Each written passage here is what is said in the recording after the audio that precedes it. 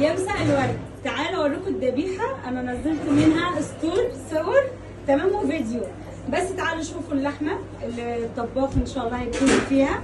بيجهز حاجته بره، هوريها لكم وهو بيجهز عشان تعرفوا ان انا بوريكم كل حاجه اول باول. دي الذبيحه اللي ذبحناها النهارده، والجزار قطعها كده، ففاضل بقى الطباخ هيقطعها شرايح زي ما هو عايز. تعالوا اوريكم المواعين اللي بيجهزها الطباخ.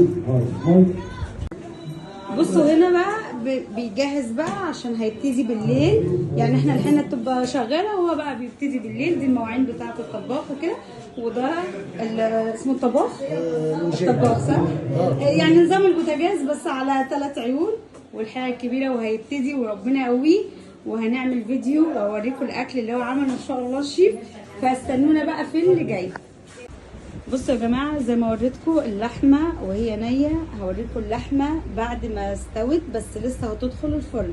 يعني الشيف احمد عملها شرايح تمام، قطعها شرايح بالشكل ده.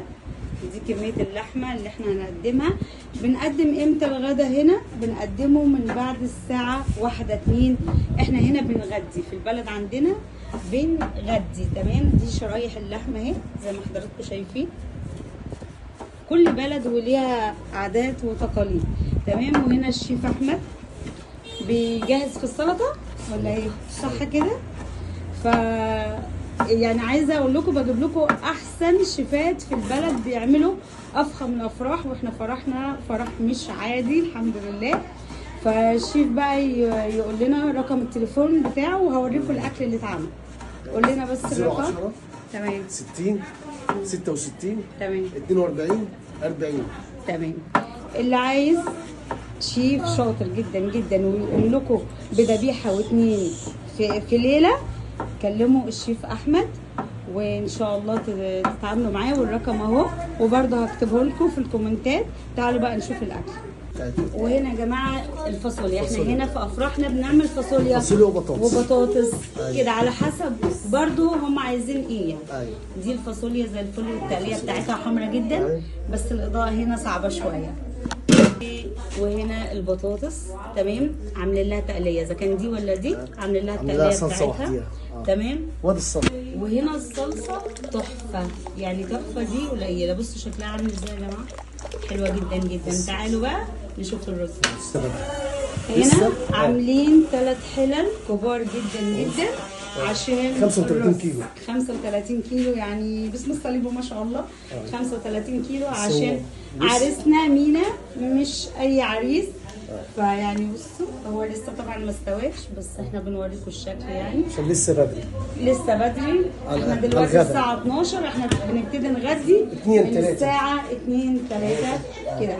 حبيت اوريكم اللحمه، وحبيت اوريكم كل حاجه. بجد الشيفين اسمهم احمد، الاثنين احلى من بعض.